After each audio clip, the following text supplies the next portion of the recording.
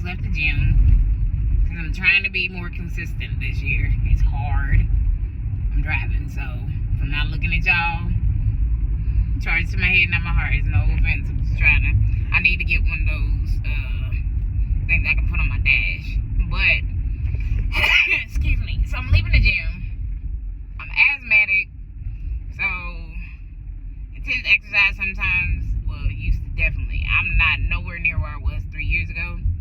Because 3 years ago, me doing high intensity workouts, even just simply like some cardio would have had me wheezing like crazy. But thankfully, I don't have that issue like that no more. Now, wintertime is bad because it's cold and inhaling cold air. Last year I did no races. The year before that I did 9, or was it 11? Either way it goes, I did my first 10K in 2023. Did a bunch of 5Ks. Just last year, I just didn't do anything. Had issues with my leg. Went to the orthopedic doctor and he was like, "Oh, it's nerves." Suggested I go to physical therapy. Because my deductible was $3,000 before my insurance would even kick in for my job, I was just like, you know what? I'm gonna strength train. Started doing that. My leg did improve.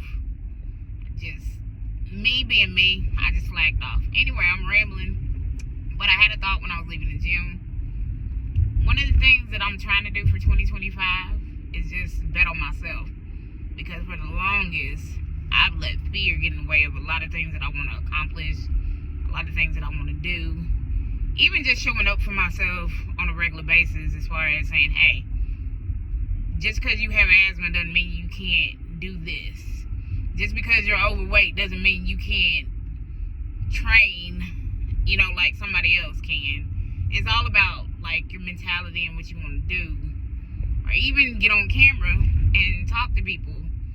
I've had people tell me all the time, "Oh, well, you love helping people, and you're always encouraging folks, and you give us these great inspirational things to think about, and why don't you share that with other people?" And it's kind of like, because I feel like people are going to judge me. They're going to look at me a certain way. They're going to be like, "Oh, or who's going to want to listen to me?" Because there's a million people out here doing inspirational things. But at the same time, I have to remind myself what I tell other people too. Just because there's somebody that does something you do doesn't mean that there's not people that you're meant to send a message to, or that aren't meant for you. You know what I mean? Because anybody that's meant for you is going to come to you. And like anything else, like I tell people all the time, there shouldn't be any such thing as competition, because I'm a firm believer that there's room at the table for everybody to eat. Yes, you may be doing the same thing I'm doing, but because my gifts, talents, and skills they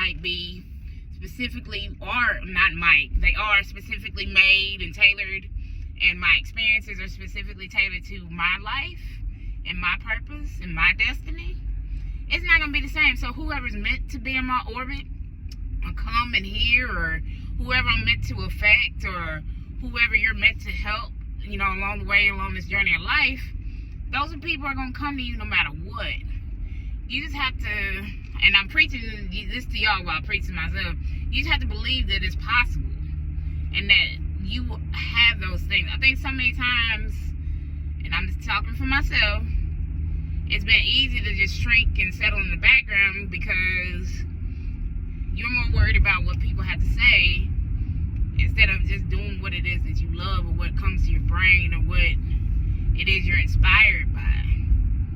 And so I'm trying not to be crippled by people's judgment, by people's opinions, or just my own fear and insecurities about my own self. So I said all that. I'm still rambling. Next video, I'll get it together, y'all. Don't deny yourself your greatness just because you're worried about what could be. Because the thing is that some of the things that we struggle with, were actually things that we could have overcome had we just taken those first one step, and then one step becomes two, and two steps become five, and five steps becomes 10 steps, and so on and so forth. But because we refuse to take that one step, we're still struggling and wondering why, you know, certain things in our life aren't going the way we want them to. It's because we are so fear-bound that we don't get the things and do the things that we need to do. So, I rambled all this time leaving the gym just to tell you all, if nothing else, step out. Step out of your comfort zone. Step out of some of the things that you're used to and the notions about yourself, if nothing else.